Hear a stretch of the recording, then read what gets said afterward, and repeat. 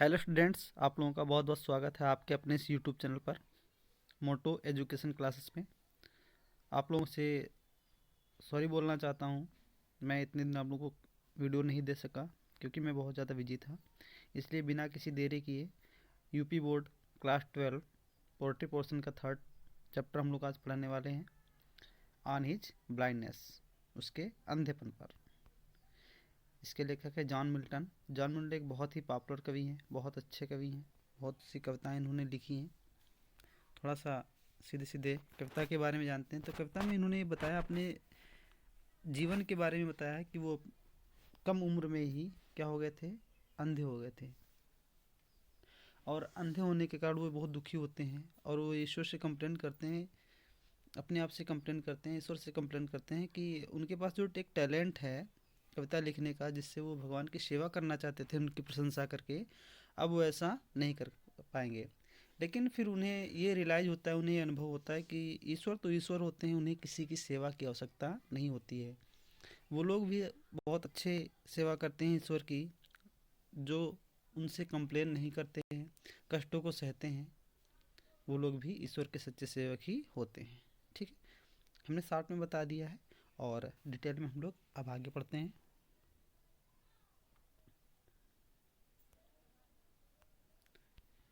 क्या कहते हैं, when I consider how my light is spent ere half my days in this dark world and white, and that one talent which is death to hide lost with me useless, though my soul more bent to serve there with my maker, and present and present my true account my true account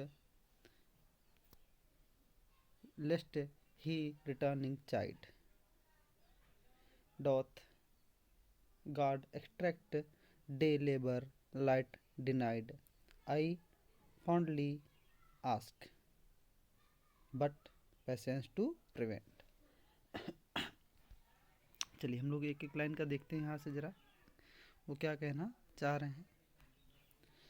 कहता है when I consider, कभी अपने अंधेपन पर दुखी होता है और दुखी होने के बाद वो कहता है, क्या कहता है, कभी दुखी है और कहता है कि व्हेन आई कंसिडर, कंसिडर माने होता है विचार करना, सोचना, है ना। How my light spent इरे half my days in this dark world, कहता है जब मैं ये विचार करता हूँ, जब मैं ये सोचता हूँ कि अपने आधे दिनों में ही, आधी उम्र में ही, आधे दिनों में ही किस प्रकार से मैंने अपनी आंखों की ज्योति खो दी है, मतलब मैं अंधा हो गया और मेरे लिए संसार कैसा, ये बहुत विशाल और बहुत अंधकारमय हो गया। ठीक है, या दूसरे शब्दों में ऐसे कह सकते हैं, कहता है इस अंधकार भरे संसार में और विस्तृत संसार में जब मैं ये विचार करता हूँ कि किस प्रकार मैंने अपनी आंखें खो दी अपने आधे दिनों में, तो मैं क्या होता हूँ, बहुत दुखी होता हूँ। And that one talent which is death to hide lodged me useless, though through my soul more bent to serve therewith my maker. और कहता है मेरे पास जो एक टैलेंट है, मेरे पास एक जो गुण है, क्या गुण है, कविता लिखने का। कहता मेरे पास जो एक गुण है कविता लिखने का, अब और जो मृत्यु के बाद ही मेरे साथ क्या होगा, समाप्त होगा, यानी कि मृत्यु के बाद भी ख़त्म नहीं होगा। और क्या, लॉर्ड मी यूजलेस, अब वो मेरे लिए क्या है, बेकार प्रतीत होता है, बेकार हो गया है। और कहता है through my soul more bent to serve therewith maker, और कहता है मैं इस गुण के सहारे अपने ईश्वर की सेवा करना चाहता था, है ना। कहता मेरा एक जो गुण है कविता लिखने का, मैं उस गुण के सहारे ईश्वर की सेवा करना चाहता था। कैसे सेवा करते, प्रशंसा करके। कहता लेकिन चूंकि मैं अंधा हो गया हूँ, इसलिए मैं अब ईश्वर की सेवा नहीं कर सकता, क्योंकि मैं कविताएं नहीं लिख सकता उनके लिए, है ना। And present my true account, और कहता उनकी प्रशंसा करके, और कहता उनकी प्रशंसा करके इस टैलेंट के द्वारा मैं अपने वास्तविक कृत्यों को, वास्तविक कार्यों को उनके सामने प्रस्तुत करता। ठीक, और क्या कह रहे हैं, lest he returning chide doth God strict day labour light denied, कहता है अब मैं उस ईश्वर की सेवा नहीं कर सकता, और कहीं ऐसा ना हो कि जब मैं उनके पास जाऊं तो वो मुझे इसके लिए फटकार लगाएं, डांटे। ठीक है, ओके। अंत में कहते हैं आई फाउंडली आस्क, मैं कहता हूँ, बट पेशेंस टू प्रिवेंट, कहता है मैं ये सब प्रश्न अपने आप से पूछता हूँ, कहता हूँ, कहता तभी मेरा धैर्य मुझे रोकता है, तभी मेरा धैर्य मुझे रोकता है। मैं एक बार पूरी कविता का अर्थ एक बार फिर से एक साथ में बता देना चाहता हूँ, है ना। देखो क्या कहते हैं, जॉन मिल्टन कहते हैं कि जब मैं ये सोचता हूँ कि इस अंधकारमय संसार में, इतने बड़े संसार में मैंने अपने आधे दिनों में ही अपनी आँखें खो दी हैं, मतलब मैं अंधा हो गया हूँ, तब मैं बहुत दुखी होता हूँ। और कहता मेरे पास जो एक टैलेंट था, गुण था कविता लिखने का, और वो गुण मृत्यु के बाद भी क्या होगा, नहीं जा सकता, या मृत्यु के बाद ही जाएगा मेरे साथ।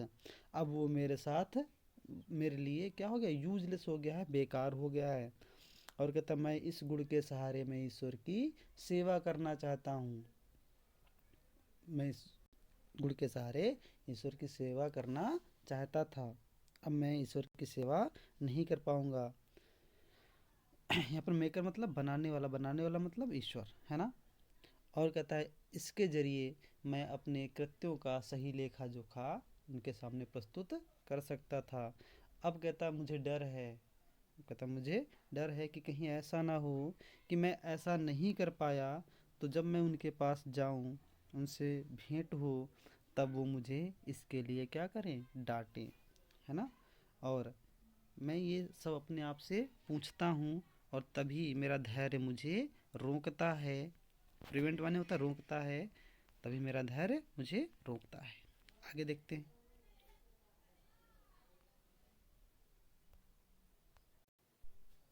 That murmur soon replied, God doth not need either man's work or his own gift.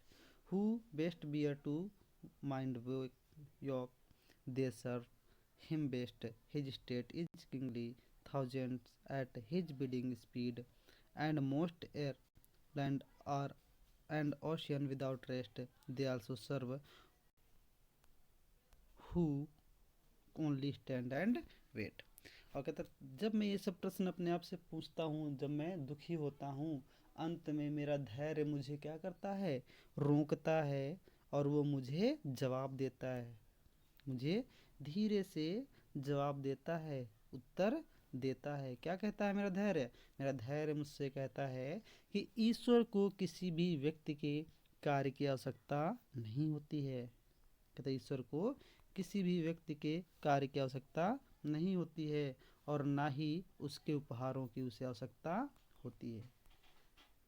तो ईश्वर को किसी भी व्यक्ति के न तो कार्य की आवश्यकता होती है, न तो उसके उपहार की आवश्यकता होती है। और कहता है वे लोग ईश्वर की सेवा करते हैं, कहता है वे लोग भी ईश्वर की सेवा करते हैं जो कष्टों को सहन करते हैं, जो कष्टों को सहन करते हैं, और उनसे क्या नहीं करते, कंप्लेन नहीं करते, शिकायत नहीं करते, वो लोग भी ईश्वर की सच्ची सेवा करते हैं। ठीक है ना।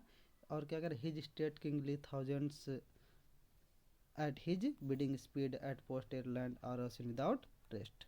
और कहता है उसके राज्य में, कहता है ईश्वर के यहाँ तो हजारों देवदूत क्या उसकी एक आज्ञा पर, उसकी एक आज्ञा पर हजारों देवदूत उसके राज्य में, समुद्र हो चाहे पृथ्वी हो, धरती हो, कहीं भी बिना किसी आराम के उसके कार्य को करने के लिए क्या रहते हैं, तत्पर रहते हैं, है ना। क्लियर है ना। मैं एक बार फिर से बता देता हूँ कि उसके राज्य में है ना, उसके यहाँ, ईश्वर के यहाँ उसकी एक इच्छा पर, उसकी एक आज्ञा पर हजारों देवदूत तेजी से, चाहे धरती हो या समुद्र हो, कहीं भी किसी भी जगह उनकी एक आज्ञा पर कार्य करने के लिए तैयार रहते हैं। और they also serve who they also serve who only stand and wait. और कहते हैं वे लोग भी ईश्वर की सच्ची सेवा करते हैं जो क्या करते हैं,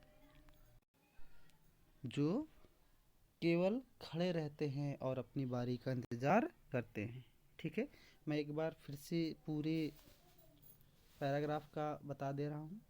कहता है जब ये सब भावनाएं मेरे अंदर आती हैं, जब मैं दुखी होता हूँ, तो मेरा ही धैर्य मुझे क्या करता है, उत्तर देता है कि ईश्वर को किसी भी व्यक्ति के कार्य की आवश्यकता और ना ही नहीं होती है, और ना ही उसके उपहारों की आवश्यकता होती है। कहता है वे लोग भी ईश्वर की सेवा करते हैं, वे लोग भी ईश्वर की सेवा करते हैं जो कष्टों को सहन करते हैं और उनसे कंप्लेन नहीं, शिकायत नहीं करते हैं। और कहते उसके राज्य में, तो कहते उसके यहाँ, ईश्वर के यहाँ तो हजारों देवदूत बहुत तेजी से उसकी एक इच्छा पर, चाहे समुद्र हो, धरती हो, आकाश पाताल, कहीं भी किसी भी जगह पर कार्य करने के लिए तैयार रहते हैं। और कहते हैं वे लोग भी ईश्वर की सच्ची सेवा करते हैं जो केवल खड़े रहते हैं, पंक्तियों में खड़े रहते हैं और अपनी बारी का इंतजार करते हैं। आई होप आप लोगों को बहुत अच्छा लगी होगी पोएम ये, और आप लोगों ने कुछ अच्छा सीखा भी होगा, पढ़ा भी होगा।